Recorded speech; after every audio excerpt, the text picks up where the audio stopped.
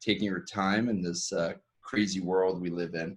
I wanted to speak a little bit about a future primitive. I think, being locked up for many months, nature has sort of taken back some of the world, and really we're seeing some really interesting things happening. Obviously, it's a horrible time, but there are some bright sides of it, that the natural world has kind of come back stronger. And I think what it shows us is that we're really the species that's most vulnerable, that nature will prevail, and hopefully it's given us an opportunity to find a way to kind of live more with the land rather than on the land. As we kind of use the world for resources, we sort of forget, when you buy wood or whatever, what happens. And what we're trying to do is really work with the earth and kind of coexist in a more symbiotic way. We've become so connected, yet at the same time so disconnected. And that's really what's quite interesting. Of course, this talk is virtual, so it's kind of a little bit, against what I think that there are lessons, even though as we spend a lot of our days in the virtual world, we have to kind of get back to reality. We've really become so invested in our portable devices that we begin to disconnect and not see the world around us. I have a friend who lives in Paris, and he loves to horseback ride. But he actually only loves to horseback ride in video games. He can't be bothered with the smell of the horses and the kind of ornery nature of some of them as they gallop through the countryside. So, it's kind of interesting to see how many people escape into the virtual to get as real sensations as possible. But the same thing holds true how we get our food. We used to have to use our ingenuity, our strength, our intelligence to find the food. And now we go to supermarkets and it's just there for the picking. But there are some interesting things of how we can learn from ancient civilizations. This is the Anastasi, or the ancient Hopi in Mesa Verde. But what I find is so interesting with this architecture, which was probably done without architects, but merely builders, is the fact that it is of the land. It's about finding the right place for shelter, building with local materials. No one was interested in being published in magazines or periodicals. And it's really a very truthful architecture. And that's what, we constantly push ourselves to kind of find this reconnection to the earth, and the way that ancient civilizations worked with the celestial bodies, and how those alignments and things that we're still learning today. How could these ancient civilizations learn to build? But I think it was because that they were really more connected. There were no elements to cause distraction, and the rising and the setting of the sun and the equinox, all these things were really monumentous. I mean, who knew if the sun was going to rise the next morning? I began to find a path forward with architecture in a project in Costa Rica, and I realized that, to me, being in these wonderful romantic and remote places, it was not about the architecture. It was about the atmosphere. It was about the experiences. It was about the flora and the fauna. And we try to find a way to make the architecture disappear, to blend it within its surroundings, to let the formations of the earth define the formations of our built experience. And the idea is that the buildings will ultimately disappear and be consumed in nature. We built around existing trees and let nature really be the star of this. This becomes almost like a temple to the beauty of the natural world. And we're trying to build in the most minimal way possible and really make these elements powerful ways of absorbing the environment, of seeing things that you might take for granted. And the alignment of these buildings with the passage of the sun and the moon becomes very critical to the overall experience. And it's really about heightening what is essential. And for me, there's no way to compete with the beauty of the natural world. So the architecture is made up of the natural world. This is volcanic stone, and it's really elemental and very heightened. This is a wellness facility that's nestled within a ravine that we're using as a living machine. So this processes wastewater and turns it into an oasis. But really, it's creating these heightened experiences that reconnect you with the natural world. This is another project that we have under construction in Bali, where we're recreating the landscape. In this case, it's a crater of rice paddies that are occupied with residences and hotel suites, where it's all about creating that ultimate connection to the place. Having traveled to Cambodia, I was truly fascinated by Angkor Wat. There are these incredible temples, and what really intrigued me was the fact that civilization left, but nature is thriving and nature persevered. And I think that's a really important lesson for us as we become so technologically advanced. We are the vulnerable species. Nature will persevere, and we really need to find these moments of coexistence. For a project in the Arabian Peninsula, we wanted to create something that was incredibly monumental, but at the same time silent. We used the land and the natural features and hid this research facility for wellness and health within these limestone dunes. And even reducing the buildings, these are research facilities for how to live and grow farming within this very harsh desert environment. So we took some cues from Star Wars, Tatooine, where Luke Skywalker and his uncle, his family were harvesting water. So here we sunk these farms and created these shelters. In another project in a desert in Wadi Rum, this was the site what we were confronted with.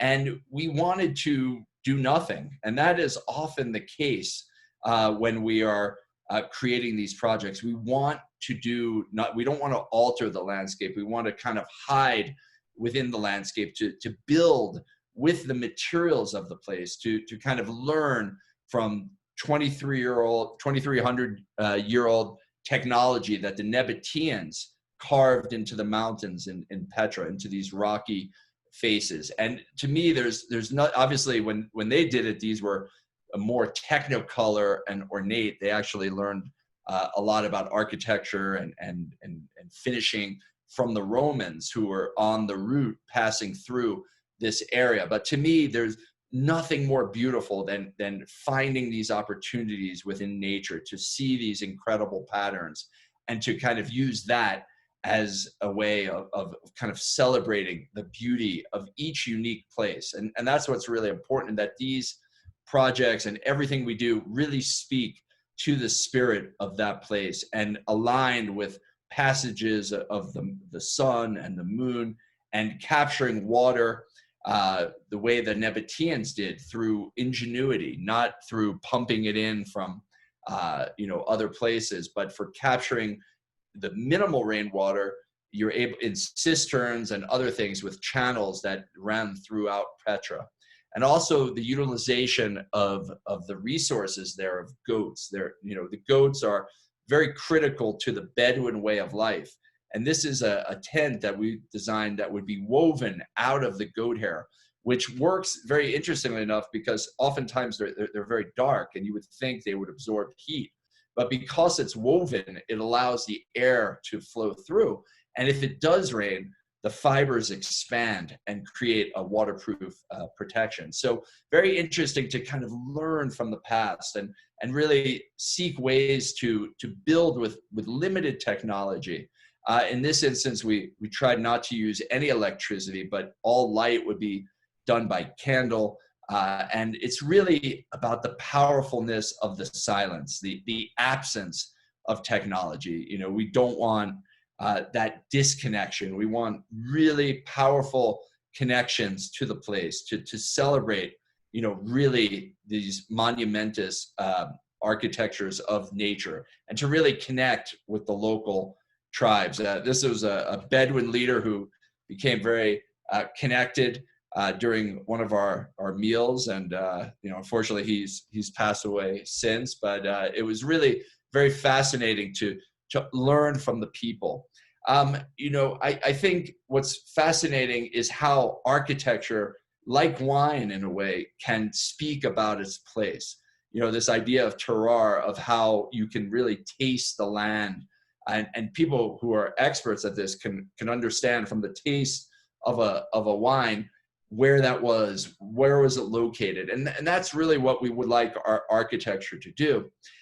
In a project in Colorado, we wanted to build completely of local materials, the local stone, 300-year-old barnwood, copper that is produced, you know, regionally, and let the building be of its place, to really speak about what it is to be in this location, to use the local materials in a very, very subtle way, both inside and out, local stone, the wood of the area, and really kind of celebrate that primal way of living in a raw kind of environment, that the materials are also incredibly soulful, that it's not about perfection. I had lived in Japan about 25 years ago, and this idea that they have of, you know, this beauty in the imperfection, what's known as wabi-sabi, is something really very interesting. You know, I think a lot of times modern architecture kind of tries to make things too perfect. You know, Corbusier speaks about the living machine, and really what we're trying to do is kind of search for this more organic way of life, this way of kind of really connecting with the environment, and also the materials being of the place, and really creating these moments to connect with the place, to connect with each other, and let nature persevere, let nature be the star of the show. But also, you know, in times where family can get together, this idea of connecting, of really a life around the fire, something really very, very important, how the fire becomes kind of the center of life once again, but really creating these moments of beauty. But the beauty is not about the architecture, which we hope is beautiful, but really about how the architecture can frame, reflect, and celebrate the beauty that surrounds the projects. And finding these moments of celebrating that nature. But it's beyond just architecture. It's beyond just interior design. It's about really connecting with the place. It's about, you know, fishing in the stream and cooking up the trout, you know, picking wild flowers from fields, and really celebrating, you know, that beauty that surrounds us. Or, you know, wild berries that are being, you know, extracted from crags and cliffs and making jam. Foraging mushrooms, you're going into the forest, and, you know, when you're hunting for mushrooms, you know, very important influence for us were Michael Pollan's Omnivore's Dilemma, where he forages and hunts one meal. So here we're trying to, you know, reconnect with nature, and celebrate things that you might take for granted. These, you know, porcini mushrooms are incredible. Or, you know, going to the local farm to milk the cow, and then, you know, hand churn ice cream for the kids. So, you know, it's really these moments of connecting, of being one with the place. This also occurs in other projects that we do. This is a project in the islands in the Bahamas, on Harbor Island, a house that sits on a dune, And what we tried to do was really make the project as elemental as possible. It's really two rectangles that hold up a roof. And those rectangles begin to frame and celebrate nature. There is a grand staircase that brings you up the dome, almost the way that a temple like a Mayans or the Aztec begin to kind of bring you up to this monumentous experience. But we left all the trees. We let the architecture be built around and not disturb the natural landscape, but really celebrating the local vernacular. People have inhabited this island for nearly 400 years, and they knew how to build in ways that would begin to mitigate the climate. Wooden shutters over windows, deep overhangs. In this instance, the house is really a big porch where the walls of glass retract into these volumes. And what you're left with is this incredible connectivity to the natural world, to celebrate the passage of time, the change of seasons, the change of weather. This is really what's very important. And time becomes very visible. In the morning, the sun is rising. In the afternoon or in the evenings, you begin to get the change of colors. And the architecture becomes incredibly recessive. James Turrell's work is obviously very, very influential, but we want to create inhabitable land art where we're beginning to have these connectivities to the place. And every moment of the day, every day of the year is something very, very different. And because the architecture is so powerful and so pure, it allows you to kind of see this constant change within nature. This is actually a full moon on the equinox where it's perfectly aligned, non-photoshopped. And then looking back into the jungle, this is a very intimate house, a couple of thousand square feet, and really the experiences are incredibly powerful and appreciated by all people in terms of, it's not about a theoretical or a very highbrow architecture. It couldn't be more simple and more elemental. And, the light and the shadows and that to me is the artwork, the way that the light is constantly flowing through the space and creating these wonderful shadows, and different times of the year, it looks differently. And really that is really powerful and elemental, and something that architecture can be simple, but still have an incredible experiential quality. And really that is what we're trying to do. We're not trying to create architecture. We're trying to create experiences for people to enjoy life with their friends and family when they can, as well as connect to that natural environment and be as silent as possible, to kind of occupy as minimal space within the natural environment. Because really that's why people go to these places. It's not about architecture. It's about the beauty of the place. It's about creating something that is right for the environment, for the site. If you squint, you can imagine that this house could be here for hundreds of years, because it's made up of the same elements, the roofs, the materials, and the techniques. But it's not just, again, about that architecture. It's about living with the land. It's about eating the land and ingesting this, about taking tamarind from the trees and making juice, or picking zappadillo, which is this incredibly sweet fruit that exists in sort of subtropical climates, and making puddings, or picking bananas from the garden to make bread. It's really about this connection. It's not about one element, but it's really about designing and inhabiting and enjoying the entire ecosystem in all these projects. So here, taking coconuts and making coconut oil, or drinking the coconuts. It's very bizarre, but in the Bahamas, they import something like $8 million worth of coconuts a year from Jamaica, but yet they're in their trees. So people, even though they live in these tropical environments that have incredible plethora of natural ways to find substance, they they import their food.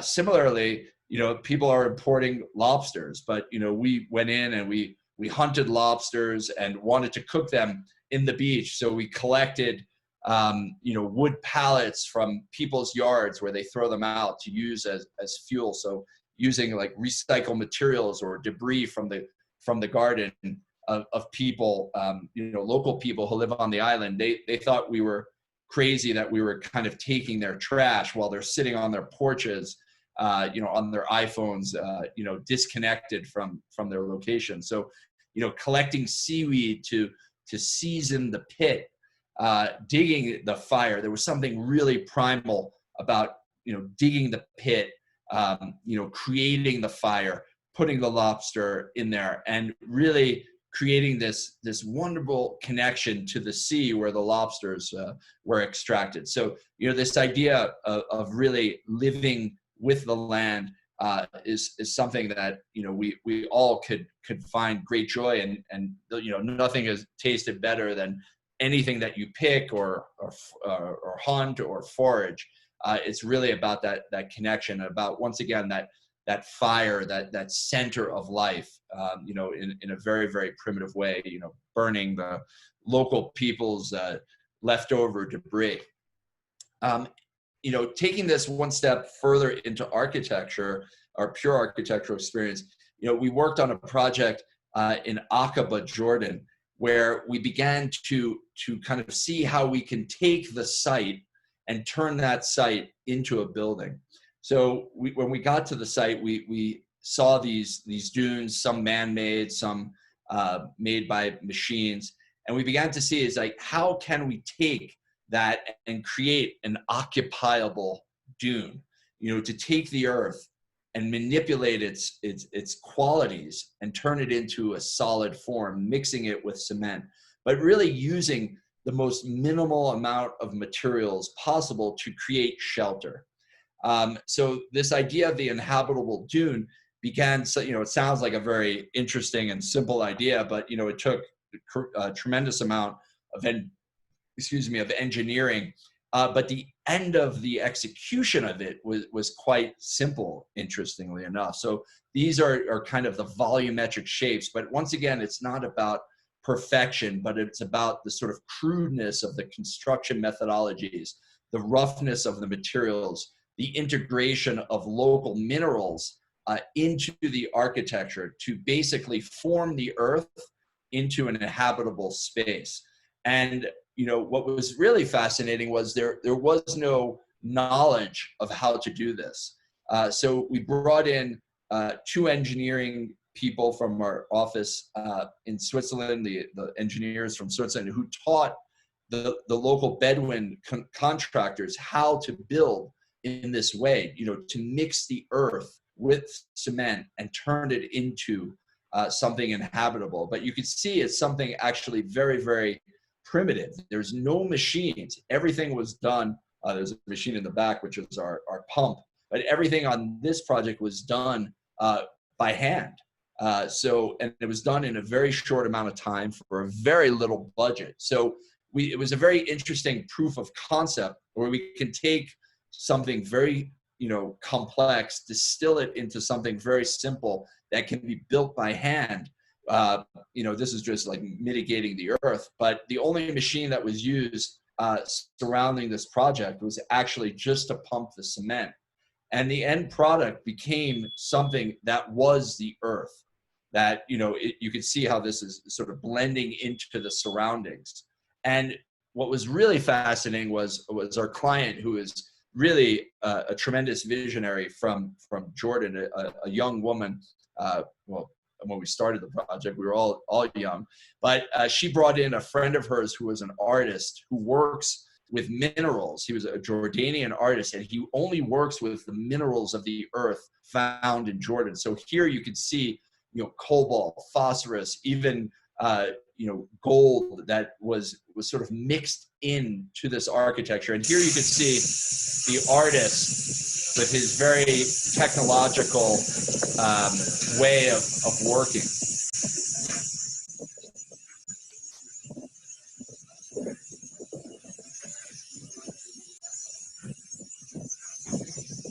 unfortunately, it was very, very difficult when you told him you liked something for him to recreate that magic. But that was what really made this beautiful. The fact that it was so imperfect and couldn't be reproduced. When you saw him blowing, that was actually gold dust. But here you could see the end result of really the land forming into a building. People speak of land forming, but this is a building that is of the earth. It's made of the earth, and it's really quite interesting how imperfect, but yet how beautiful and how powerful these experiences could be. This is some local ironwork. The idea that this very small building could be very, very powerful just by using, local materials and local minerals, and mixing them in a very simple way. It's almost like alchemy to kind of turn this earth into a structure. So we're not really looking at here is, while in the Bahamas, we were looking at a vernacular language, distilling it down to its most elemental form. Here we didn't want to recreate the sort of traditional forms of the area, but, to use more of the landscape as an inspiration. And here you can see how these buildings become these really sensuous forms within the landscape. And here you can see a larger picture of one of the structures. There's a bunch of structures that we've been experimenting with, and with this very kind of simple construction methodology. For the last project that I want to share with you is somewhat of a similar story. This is a really interesting project for us because it basically provides water for the area around Basel, where our office is in Switzerland. So this exists on the edge of an industrial area and the forest. And we were kind of a wild card to do this project. There was a lot of political pressure not to use a non-native firm, even though the director of our office, a partner in the firm, is from this village, spent his whole life here. We were under a tremendous amount of scrutiny to do this project, and it could be like 1 Swiss franc over budget. But what was fascinating about this project is that it existed in this threshold between man-made and nature. So this is a native forest, one of the few remaining in the area. And we needed to do one thing in this building, was to create a skin for this very technical machinery that would take the water from the river and convert it into drinking water. And it's very hard for us to generate arbitrary form. So what we began to think about was, how can we make the form be logical? Because once again, we only had to skin this thing. And we decided that if we extract all the extra volume and reduce the volume of the building around the technical, we would be able to generate a form that would be smaller, more efficient, and also create something interesting. But we didn't know what to build this out of. So we took Bayad, who is the director, we took his kids' bikes and rode them up to the forest and found local clay. And we said, let's try to build this once again of the earth. So we built a very simple study model that was based on these computer simulations. So we sort of went from high tech to low tech, and we decided that, this clay would be the right material because, the earliest vessels to hold water in the most ancient civilizations were actually not glazed, but baked clay. So we thought that was kind of appropriate, and it was right under our noses. So we began to kind of draw, what this would start to look like, and how this building could be less architecture and more geology. Don't be inspired by the forms and the industrialized elements that are on the fringe of this project, but be more of the forest, be more a natural environment. But once again, I come up with these ideas. They're sometimes easier said than done. At the end, both this and the previous projects were built, exactly to budget, which was a no budget. There was really no budget to do this project. So this technique had to be very efficient, as well as very economical. So here you can see the finished product where it really becomes part of the forest. It is not really a recognizable form. The form has been generated, from that kind of compression, and then this man-made object, which we scaled up, hundreds of times. And you can see that the materiality is really organic. We want it to be absorbed into the forest. We want moss and mildew and everything to grow on it. This is not about, a perfect element, but something that is very raw, very absorbent. You can see, it is earth that has been formed. It's the colors of the earth. It's the colors of the forest during different seasons, and how this building is also, needs absolutely no maintenance. Most buildings, and similarly to the other project, most buildings need to be painted and prepped and cleaned. These buildings are all about, if we call them buildings or land formations or whatnot, they are really about letting them be absorbed into the site, to be absorbed in nature.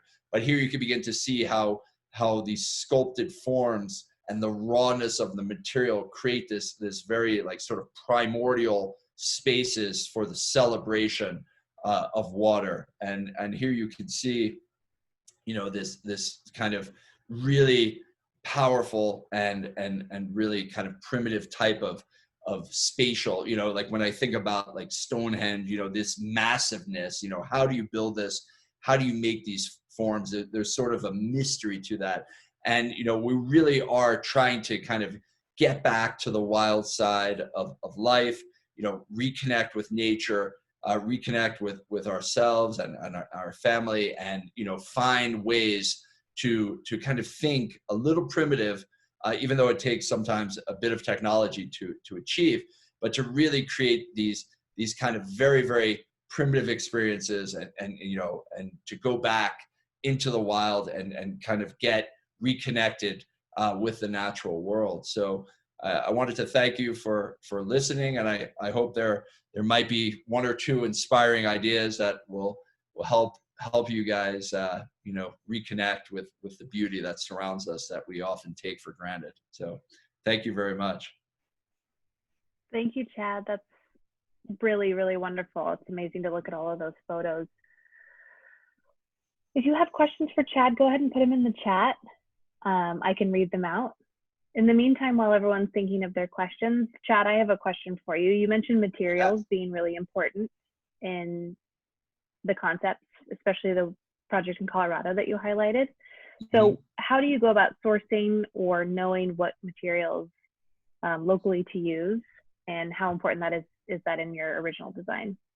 Yeah, well, that's a great question. We whenever we start a project, we study the civilization from its most early periods to today. We look at ruins. So for instance, in Colorado, we're looking at abandoned ghost towns and old structures, and seeing the natural stone that's there. We try to oftentimes kind of spend time on the site, study the natural landscape, study what is surrounding us, and then use those materials in new ways sometimes. But it's really a process of investigation, of study, of seeing things that have been done in the past, learning how, like in the Bahamas, like studying all the old houses that exist on the island. Like, how did they live without technology? We become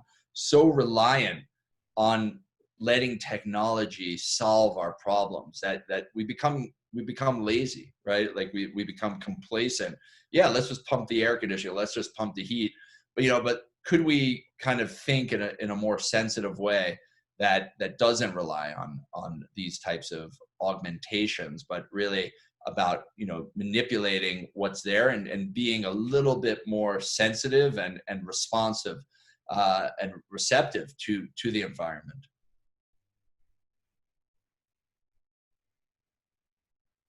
That's great. Thank you for that. We have some questions coming in. So I'll start with one from Anne.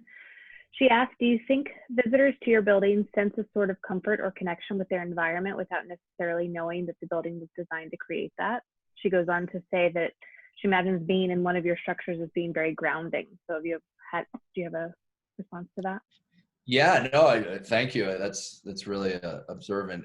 Yeah, I mean, that's really what we're trying to do is to ground, ground people because of our kind of disconnection and the power of technology. Funny enough, like my thesis project in architecture school 25 years ago was all about how, technology, which, the internet was existing, but, few people had email, the World Wide Web as we know it today, like certainly didn't exist, or there was these Zooms, scenarios. But I was like trying to think, are there new ways to experience space, given that we can, go beyond our physical realm and experience things instantaneously from around the world, due to the power of fiber optics and communication technology. But the idea that we can become more grounded as I began to practice more and began to realize what did I really what was fascinating to me. And while I love architecture and I'm inspired by many great architects and artists, like Terrell and Sarah and Michael Heitzer. What I was really fascinated in is nature and the beauty of nature and how we can kind of coexist with nature and kind of exist in this symbiotic way. But this idea of grounding is definitely something really important. I'm glad you brought it up. I remember taking one yoga class with this incredible yogi, Rodney Yee, and he started the class by speaking about being grounded and how we live our lives walking around with a half inch of rubber separating us from the earth, but the importance of walking barefoot, not on man-made materials, but on the earth, on the sand, on rock, or whatever, and how kind of powerful that could be. And we want to kind of accomplish those things in these kind of built environments. Yeah. Another question from Hannah. She asked, how prepared are your clients to let you lead the design versus them micromanaging what they want to see in these projects? Yeah, well, that's a great question. We've been really fortunate to have clients who kind of seek us out in terms of like something that we've done has resonated for them. So we're starting off on the right foot.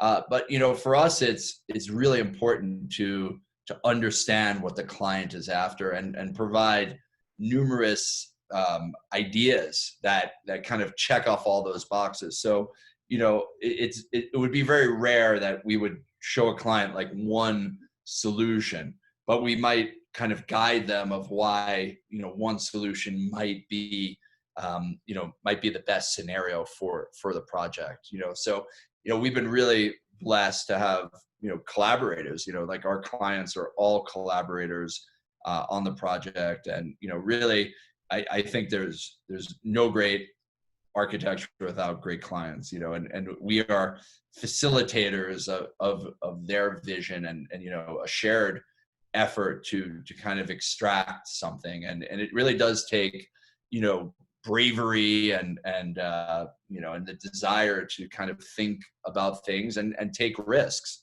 whether they be private clients for residences or, the building in Jordan, or municipalities. I mean, there was a great level of risk that the administrators from the municipality took, letting us go on that route, doing something that no one expected or thought of. And the engineers who were involved were like, you can't do this. But, it's really about perseverance. It's about, collaborating with the clients and having a shared vision. So, clients and that process are really quite important. Some designers may may not like to kind of think about the client, but I feel that, you know, the clients add, you know, an incredible ingredient to the project. For sure. Trish has a question. First, she expresses her thanks and appreciation, and then they go on to ask, how did the material for the desert project differ from, and I hope I can say this right, rammed earth? And have you had the occasion to use rammed earth in your work? Spelled Yeah, no, RAMMED. yeah, no, I'm a huge fan of rammed earth, and you know, we've proposed it many times, but it hasn't showed up yet. But I was actually just talking about it earlier for another project we're doing in the desert. Um, and you know, that's actually it's similar in its materiality, but its application is different. You know, depending on the rammed earth, sometimes it's mixed with a cementitious you know, element. Like in this case, that's what we're doing. So it is kind of similar, but it's a little bit lighter and not lighter, but you know, more you know, more fine, I guess you could say, so that it can be, you know, spray applied. But it is in essence, you know, there might be a couple other mixtures and things that make it different. But you know, I really love rammed earth, or you know, bricks and things that are made of the earth, or mud floors and other things. You know, some of these things like a mud floor is a little bit of a harder sell to clients, but it's something that I really am fascinated with. I had the opportunity to build an earth ship. I don't know if many of you are familiar with that. An architect. He's not really an architect officially because the AIA does not recognize him as an architect, but you know, I think he is an architect. But this guy by the name of Michael Reynolds, who builds these earth ships, predominantly started building them in Taos in New Mexico, and you know, they're built out of discarded tires built into the earth and then mixed with earth and sand and you know, other reused debris, and they're very passive, and sometimes, you know, ideally off the grid. So you know, and sometimes the floors are also mud. So you know, when I say mud floor, it's not like a wet mud, but you know, almost like a cementitious material.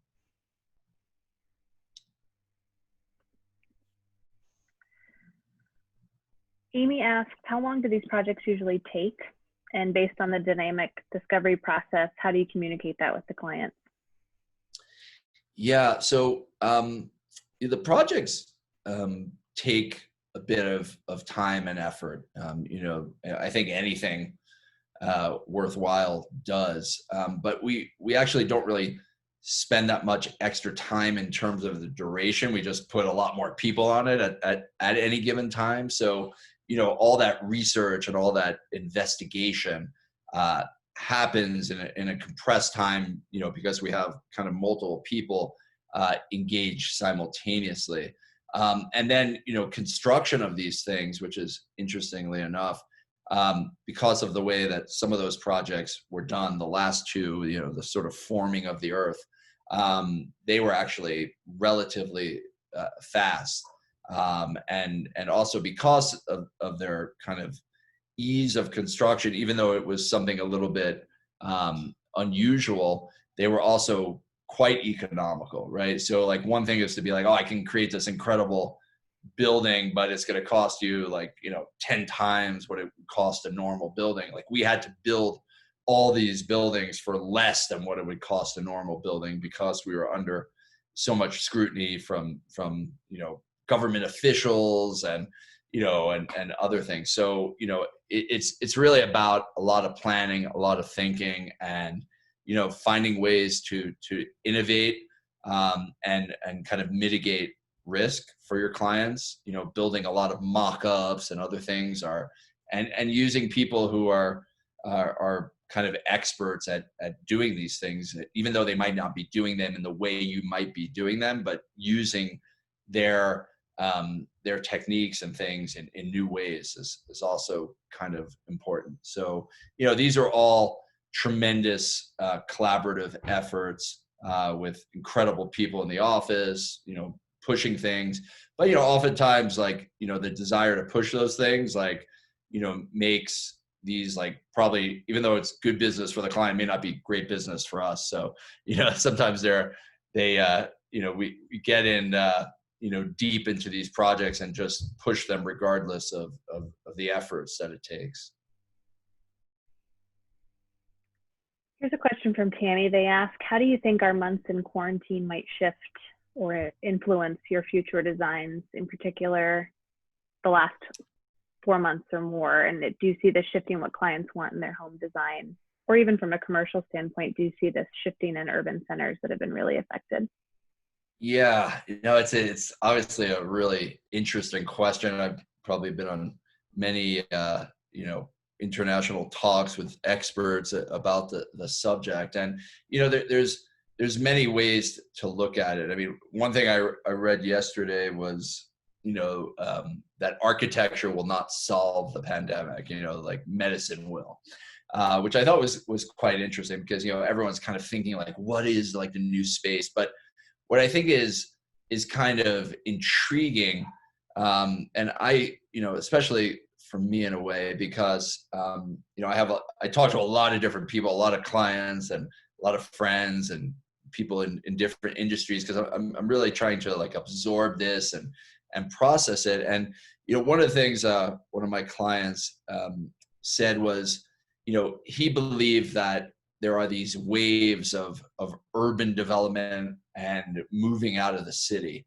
And he believes moving out of the cities. And he believes that, this is going to allow people to think about perhaps, hey, could I live in a small village? Could I live in a more rural setting? And then, and here we're talking about connection and the real physical connection, but the idea that how technology can start to help us connect with the real world, I think is quite fascinating, because people are realizing that, they can pretty much live anywhere. They can pretty much work anywhere. And, in terms of, different industries, of course, have different scenarios. But, I personally, in the month of March, had to probably do like, 30 to 40,000 miles of travel in the month of March alone. And I was saddened, obviously, by the turn of events. But, to me, being able to be more grounded, as we spoke, to be more rooted, in my environment, I began to really appreciate it more, because I live in Miami, but and I'm not there right now. But I became like really enamored with the beauty that surrounded me in Miami, because I'm always leaving Miami. So for me, I was like, walking and watching the sunrise and the sunsets, in the morning, watching the sunrise on the beach, in the afternoon, on the bay, and watching the dolphins, like incredible amounts of animals and birds, kind of like taking back and not hearing, planes flying over, every couple of minutes. There was sort of a tranquility. So, I obviously, medically and health wise, like, there ideally will be solutions to this virus soon. But I hope people kind of take away, some of that kind of slow life, that kind of slow experiencing places, and really finding joy in things that are perhaps, more simple, more elemental, more primal. And I think, it is definitely over these months kind of pushed me further in that direction. Of course, there are, I was giving a talk the other day with an organization in Paris, where we were speaking about like, what are the changes architecturally, like some of the things like are more like, one architect said, it's not about mud rooms, but there are kind of practical scenarios, where, materials and how we enter houses or buildings or other things might be